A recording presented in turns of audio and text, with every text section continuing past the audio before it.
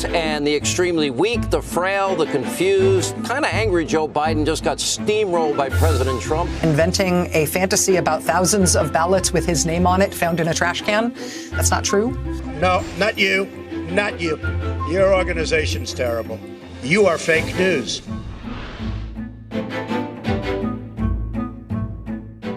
Hårda ord, skarpa attacker och idel anklagelser om lögner. Ja, så skulle man kunna beskriva den amerikanska nyhetsrapporteringen om det här presidentvalet. Striden om vem som egentligen har den sanna berättelsen om USA har rasat i medierna och beroende på vem man väljer att kolla på så får man olika berättelser. Eric, President Trump, he seemed like he was thrilled to be back out there speaking with supporters. They believe that COVID is nothing to fear because he keeps saying it. Vad händer när man får olika berättelser beroende på om man kollar på till exempel Fox eller CNN eller MSNBC? Vad är egentligen sant och vad kan man lita på? Who do you trust with the cable news?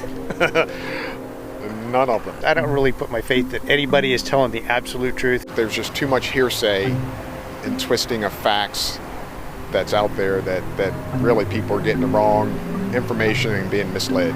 I know a lot of people that get up in the morning and put on Fox and it's on all day.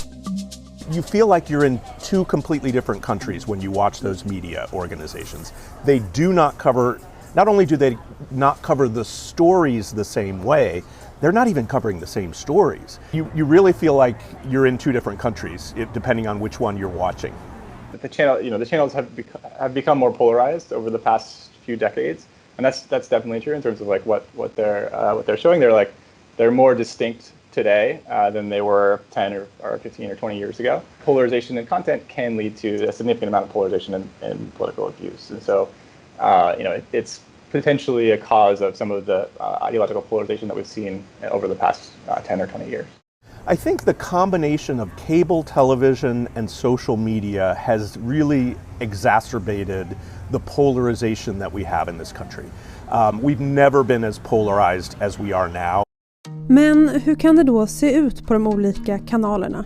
Vi ska titta närmare på de 2 TV-utfrågningarna som presidentkandidaterna hade samtidigt i varsin kanal när den andra debatten ställdes in. Direkt när utfrågningarna var slut så valde både Fox och CNN att fokusera på Trumps utfrågning, men det lät ganska olika. NBC fake news did their best to just ambush President Trump at tonight's town hall. He pretty much debated Savannah Guthrie, and what we all witnessed was not journalism. I already know from your reporting tonight that once again Trump won the untruthfulness game. What stands out to you in his winning effort of telling the truth less? The big thing is they focus on different stories or sort of different elements of the same story across the different channels. Yeah, so that's one example where it's the same event. They're both covering these town halls, but you're getting sort of a different slice of all the possible facts out there about the town halls that you could report. You're getting a pretty different selection of those facts on Fox versus on CNN. Is there one of these 3 channels that are telling the truth more than any other? That's kind of probably an opinion-based question, and I'm not sure I can answer it, but they tend to be fact-based, and you can have a partisan viewpoint and still base it on facts. I mean, I wouldn't say that one channel is telling the truth more than the other. It's more sort of differences in emphasis in what they talk about, and that's kind of how that ideological difference kind of manifests itself, is where they tend to put focus.